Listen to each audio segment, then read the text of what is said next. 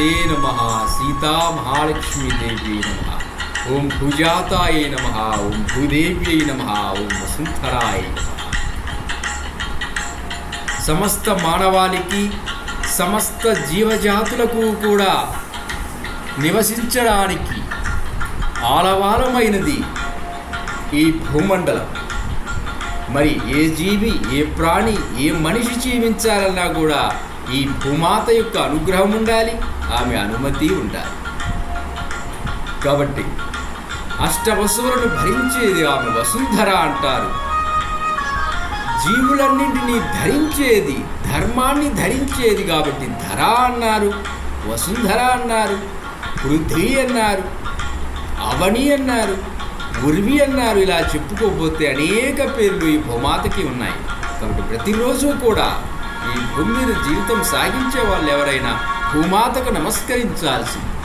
అట్టి పరమ పవిత్రమైన, శ్రేష్టమైన, దివ్యమైన భూమాత యొక్క కుమార్తె ఎవరంటే అయోనిజ, మన సీతా మహాలక్ష్మి, సీతామాత.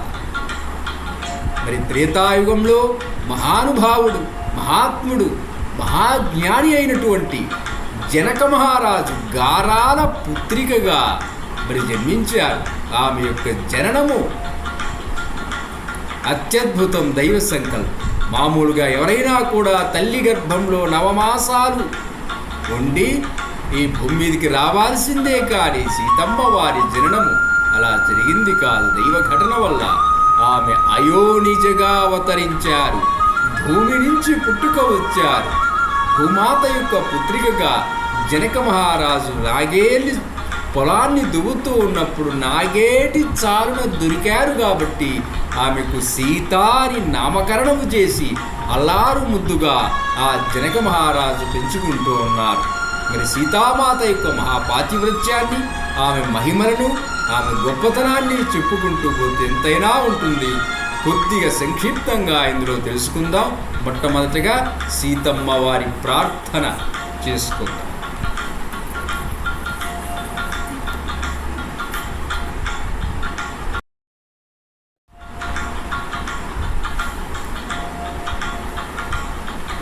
యా సీతా అవని సంభవాధ మిథిలా పాలేన సంవర్ధితా పద్మాక్షావని బుకుత్సతా నలగతా యా మాతులింగోద్భవా యా రత్నే లయమాగతా జలనిధౌ యా వేదసారౌ గతా లంకాం సా మృగలోచన శశిముఖీ మాం పాతు రామప్రియా, మాం పాతు రామప్రియా. సీతామాత సకల భారతీయ వనితలందరికీ కూడా ఆదర్శమైన, ఆమె జీవితం అనుసరణ యోగ్యమైన, అందరికీ కూడా మరి ప్రపంచమందలి మహాపతివ్రతలు సీతాదేవి శ్రేష్టమైనది. పతిసేవా పరాయణులైన స్త్రీల యందు ఆ సాధ్వికి మిగుల ఉన్నత స్థానము గలదు. రామాయణంలో వర్ణించబడిన స్త్రీల చరిత్రలన్నింటి యందునూ కూడా ఆమె చరిత్ర సర్వోత్తమమైనది, అన్ని విధాలుగా ఆదర్శప్రాయమైనది, అనుసరణయోగ్యమైనది. హిందూ సమాజమునందరి స్త్రీలకందరికీ అన్ని విధములుగా సీతాదేవి జీవితము మార్గదర్శకము. సీతాదేవి యందు అసాధారణ పాతివ్రత్యము, త్యాగము, సౌశీల్యము, నిర్భయత్వము, శాంతము, క్షమాగుణము, సౌహార్ద్రము, సహనశీలము, ధర్మపరాయణత, వినయము, సంయమనము, సేవాభావం, సదాచారం, వ్యవహారమునందరి పటుత్వము, సాహసము, శౌర్యము మొదలగు గుణాలన్నీ గుడుగలుగుట్టుని ఉన్నాయి. ప్రపంచములందరి ఏ ఇతర స్త్రీలో ఇన్ని మంచి గుణాలు, ఉత్తమమైన గుణాలు ఎక్కడ చూచినా కానరావు. ఒక్క సీతామాతలోనే ఇన్ని మహనీయమైన సుగుణాలన్నీ కూడా మూర్తీభవించి ఉన్నాయి. సీతాదేవి యొక్క పవిత్ర జీవనము, నిరుపమాన పతిభక్తి అపూర్వములు. ప్రపంచ చరిత్రను ఎంతగా గాలించి చూసినా అట్టివి ఇక్కడ కానరావు. మొదటి నుండి ఆ మహాసాధ్వి అన్ని విషయముల యందును పవిత్రురాలు, ఆదర్శవంతురాలు. ఆమె జీవితమునందరి ఘట్టాలన్నీ మన తల్లులకి, అక్కా చెల్లెళ్ళకి, కోడళ్ళకి, కుమార్తెలకి అందరికీ కూడా అనుసరణీయములు, స్ఫూర్తిదాయకములు. నేటి వరకు గల స్త్రీలందరిలో సీతాదేవి మిన్నాయిన పతివ్రత శిరోమణి అని చెప్పుటలో అతిశయోక్తి ఎంత మాత్రమూ లేదు. మరి శ్రీరామచంద్రుడు రాఘవుడు మాయామృగాన్ని పట్టి తెచ్చుటకు వెళ్తాడట, మాయ రూపంలో ఉన్న మాయలేడి జింకను తేవడానికి. ఆయన వెళ్ళిన తర్వాత శ్రీరాముని కంఠస్వరంతో మారీచుడిని రాక్షసుడు ఏమంటారు? హా సీత, హా లక్ష్మణ అని ఆక్రోశిస్తారు. దుఃఖంతో నిండిన ఆ మాటలను విని జానకీదేవి భయపడ్డారు. ఈ విషయంలో ఆమె లక్ష్మణుడితో కర్ణకఠోరముగా వ్యవహరించారు. లక్ష్మణుడిని దూషించారు. ఏమిటి మీ అన్న ఆపదలో ఉంటే, ప్రమాదంలో ఉంటే వెళ్లకుండా ఇక్కడ ఉంటావేమిటి అని రకరకాలుగా అనరాని మాటలు అన్నారు, కఠినంగా అన్నారట. మరి ఆ దూషణ ఎందుకు కూడా ఆమె గల పతిభక్తి, రాముల వారి యందు భక్తి మాత్రమే కనిపిస్తుంది. ఆయన కోసం లక్ష్మణుని ఆ మాటలు అన్నారు, కఠినంగా ఉన్నారు. సీతామాత ఎడల లక్ష్మణుడికి పవిత్రమైన మాతృభావం కాదు. దాన్ని దృష్టిలో ఉంచుకొని గమనిస్తే సీతామాత యొక్క వచనములు సముచితములుగా తోచవు. తరువాత ఈ విషయమును ఆమె స్వయముగా పశ్చాత్తాపం పొందింది కూడా. మన తల్లులు కానీ, అక్క చెల్లెండ్రు కానీ తన పతి ఆపదలో ఉంటే, తన భర్త ప్రమాదంలో చిక్కుకొన్నాడన్న భావం కలిగినప్పుడు తన భర్తకు సహకరించే ప్రయత్నాన్ని పూనుకొనుట సహజం. భార్యకు అట్లు చేయుట కర్తవ్యము కూడా. కానీ అంత మాత్రమున తనను అనుసరించిన వారిని, తన మేలుకోరు కుటుంబంలోని ఏ వ్యక్తినైనా దూషించరాదు, నిందించరాదు, కఠిన వచనాలు పలుకకూడదు. కానీ సీతాదేవి తన భర్త మిగుల ఆపదల పాలైనట్లు భావించి ఆ దుఃఖాతిరేకంతో పూర్వాపురములు ఆలోచించలేకపోయింది. ఆ స్థితిలో ఆ సాధ్వి లక్ష్మణుడి గూర్చి కఠినముగా వ్యవహరించినది. సీతాదేవి పుట్టింటి కూడా అందరితో ప్రేమగా ఉండేదట. మరి పిల్లలు, పెద్దలు, స్త్రీలు, పురుషులు అందరూ కూడా సీతాదేవిని ప్రేమానురాగాలతో చూస్తుండేవారు.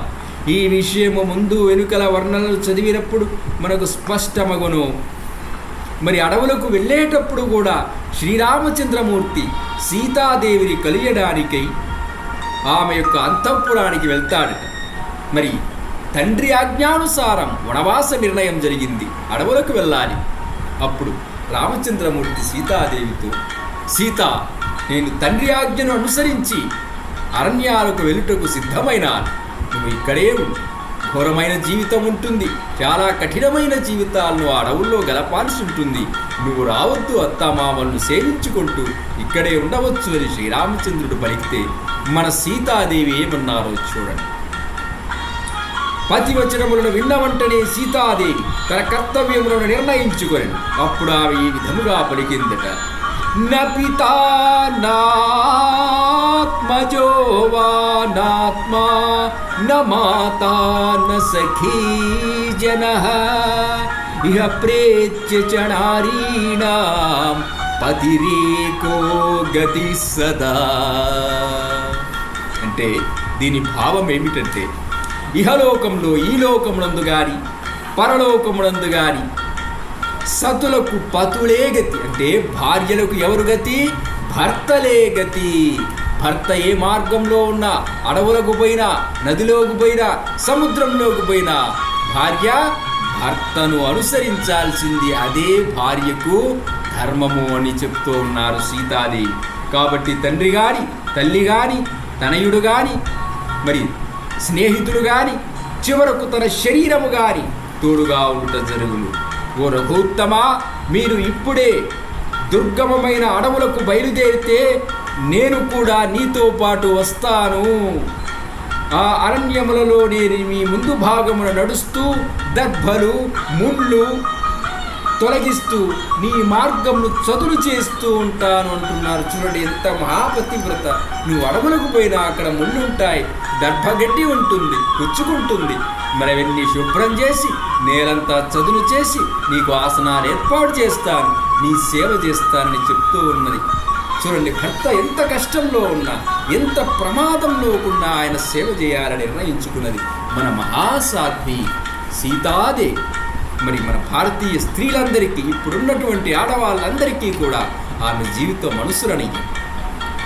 సమస్త సుఖములకును నిలయమైన రాజభవనములలో నివసించుట కంటే, స్వర్గాది లోకములలో విమానములలో విహరించుట కంటే కూడా, అష్టైశ్వర్య సంపదలతో అంబరమున హాయిగా సంచరించుట కంటే, ఎన్ని కష్టాలను భవించవలసి వచ్చిన పతి అడుగు జాడలలో సాగిపోవుట ఈ సతికి సుఖప్రదము, ధర్మసమ్మతము.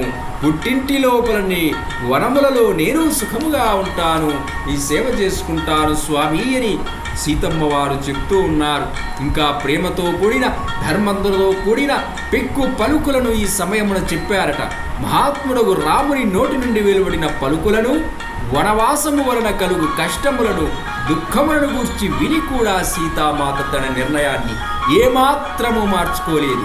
ఎంత కఠినమైన జీవితం, ఎంత దుఃఖమయమైన జీవితమైనా కూడా రాముల వారితో పాటు వస్తాను, నీకు సేవ చేస్తాను అని చెప్తూ ఉన్నారు. చివరకు సీతాదేవి యొక్క ప్రేమయే విజయాన్ని సాధించింది. రామచంద్రమూర్తి మిగుల ప్రేమతో జానకీదేవిని తన వెంట తీసుకొని పోవడానికి అంగీకరించాడు. భార్య తన సుఖము కోసము కాక భర్తను సేవించుట కోసం పట్టుదలతో ఆయన ఆజ్ఞను మరొకసారి ఆలోచింపజేయుటకు అధికారం ఉన్నదని ఈ కథను బట్టి తెలుస్తుంది. దీన్ని బట్టి సీతాదేవి యొక్క పతివ్రత గుణములను, పతిసేవ పరాయణత్వం గురించి తెలుసుకోవచ్చు. తర్వాత ఆమె ఎంత సహనశీలో కూడా తెలుస్తూ ఉంది. సీతాదేవి అడవుల్లో ఉన్నప్పుడు భరించరాని కష్టములను సంతోషంతో సహించింది. ఆ కష్టాలన్నీ కూడా సహనం ముఖ్యమైన స్త్రీకి ఓర్పు ఉండాలి. ఆ ఓర్పు మనకు సీతాదేవిలో కనిపిస్తూ ఉంది. ఇచట ఆమె వనవాసమునకు ఉదాహరణ గమనింతుము. అడవులకు వెళ్ళేటప్పుడు వనవాసమునకు తగిన వల్కలములు అంటే వస్త్రములను ధరించమని కైకేయి స్వయముగా వాటిని తెచ్చి ఇచ్చింది. మరి ఆ వస్త్రములు ఏమిటివి? పట్టుబట్టలా? బంగారుతో వర్ణంతో కూడిన మిలమిలా మెరిసే, దగదగా మెరిసే పట్టుబట్టలా? కాదు కాదు, నారచీరలు, నారవల్కలములు కైకేయి తెచ్చిచ్చిందవి.